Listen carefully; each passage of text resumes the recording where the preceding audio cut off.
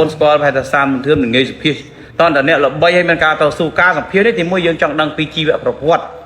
pi vợ proport bao lục ônแล้วชมเธอใกล้สเปียให้ยืมสเปียจมวยนั่งอนาคตปกเมย์มันติ๊กมานั่งเรื่องสนายหายังตกมาไล่ฉันเรายังจ้องนั่งผมวอดติ๊กตาให้ก็จัดตั้งแต่ก็จะยุบอีจนมวย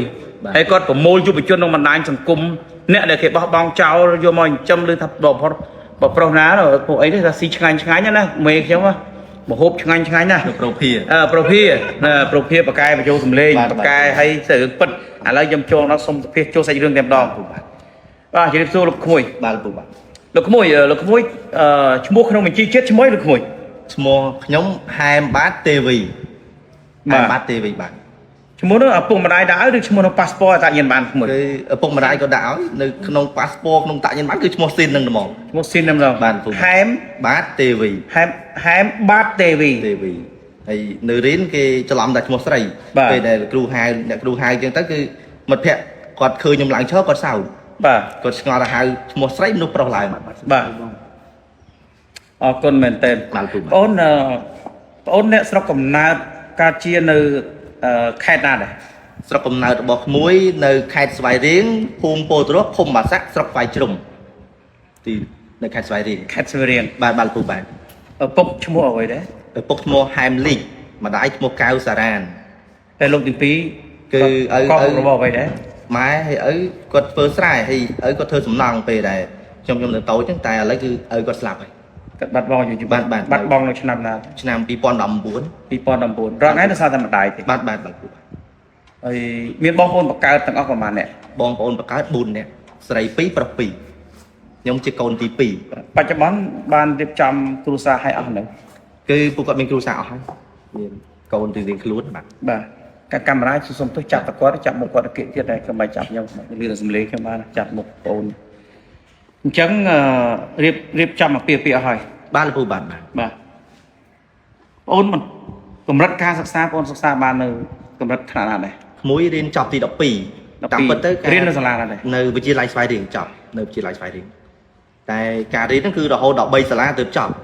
បឋមនៅសាលាបឋមវិសាពោធិ៍រស់ហើយអនុវិទ្យាល័យនៅអនុវិទ្យាល័យបាសាក់និងវិទ្យាល័យស្វាយរៀងបាទដល់ចំណុចកន្លែងនេះបងអាសាឃើញវីដេអូប្រភាដែលផុសហើយឃើញបងអូនចុះទៅចែកថវិកានឹកសាលាធ្លាប់រៀន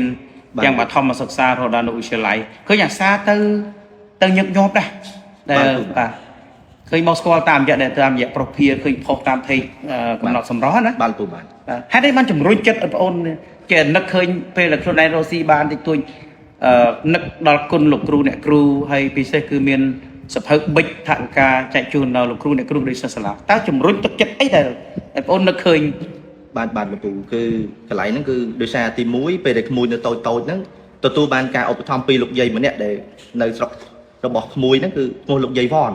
ឲ្យតែគាត់ទៅស្រុកម្ដងគាត់តែងតែធ្វើទៀនទៅក្មេងៗដូចជាសភៅដូចជាលុយបិចខ្មៅដៃចឹងទៅគឺជាប្រចាំឲ្យតែគាត់ទៅស្រុកដូច្នេះក្មួយគាត់ថាពេលថ្ងៃណាមួយពេលដែលក្មួយមានបែនរកស៊ីមានបានក្មួយនឹងបន្តសកម្មភាពនឹងជំនួសគាត់ធ្វើសកម្មភាពនឹងអញ្ចឹងឲ្យក៏បនកសលជូនទៅកាន់លោកយាយវ៉នដែលគាត់បានចែកឋានទៅហើយជូនតលោកយាយទៅជួបតែសេចក្តីល្អជាពិសេសគឺទៅចាប់ជាតិទៅកន្លែងដែលមានតែស្នាមញឹមមានតែភាពរីកចម្រើនមានតែ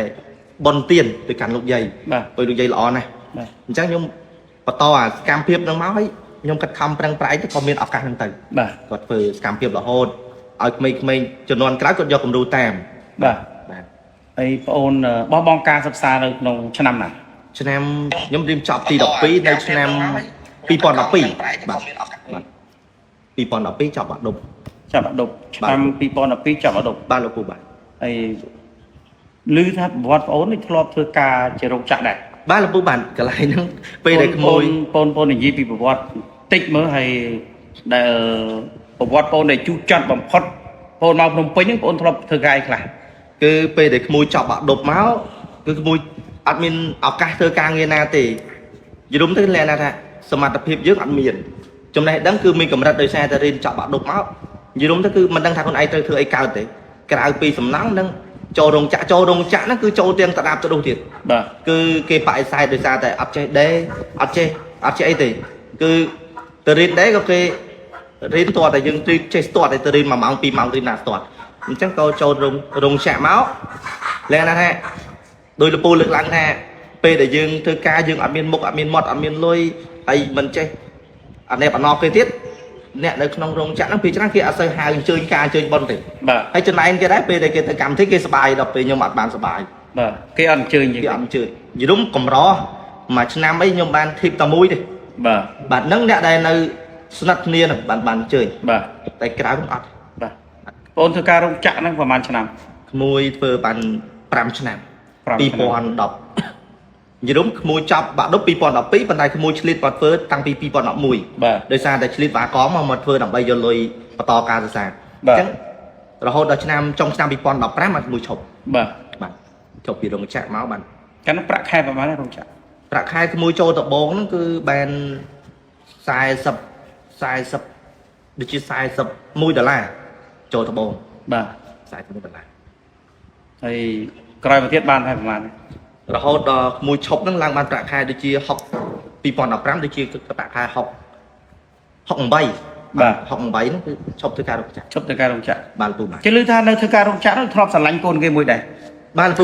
ឃើញកូនធ្លាប់ខុសធ្លាប់និយាយ បានពូគឺ ឃើញកូនឯងធ្លាប់និយាយប្រវត្តិខ្លួនឯងបានមួយស្ដាប់ បានពូបានគឺ តែ ពេល បងមកនេះចង់សួរ បាទរឿងប៉ិតលពូរឿងប៉ិតគឺពេលហ្នឹងគឺស្រឡាញ់កូនគេនៅខាងកំពង់ស្ពឺ បាទ បាទតែម្ដាយគេអត់ប្រមគេថាគាត់ឃើញខ្ញុំតូច បាទ គាត់ថាខ្លាញ់ចាំកូនគាត់អត់រស់តែគាត់អត់និយាយប្រាប់ខ្ញុំគាត់និយាយប្រាប់កូនគាត់ បាទ ខ្លាញ់ចាំកូនគាត់អត់រស់អញ្ចឹងគាត់រកវិធីដើម្បីបំបែកឲ្យគាត់ទៅថៃ បាទ គាត់ទៅថៃបាត់ទៅហើយខ្ញុំពេលហ្នឹងមនុស្សស្មោះដេកយំ3ខែដេកយំ3ខែនៅផ្ទះតែក្មួយអត់ពាក់ព័ន្ធរឿងស្រាឬក៏រឿងលបែងឬក៏ទៅខូចចិត្តបំផ្លាញទេនិយាយពេលថ្ងៃទៅធ្វើការពេលយប់ដេកយំនៅផ្ទះជួលណា បាទ ពួកអីបើសិនជាខ្ញុំធ្វើអ្វីខុសអាណិតម៉ែអាណិតឪពួកអីគាត់ក្រហើយដល់ពេលយើងទៅធ្វើអាទង្វើទាំងអស់ទៀតវាអត់ត្រូវ បាទ អញ្ចឹងសុខចិត្តយកពេលយប់ដេកយំពេលថ្ងៃធ្វើការរកលុយឲ្យគាត់ធម្មតា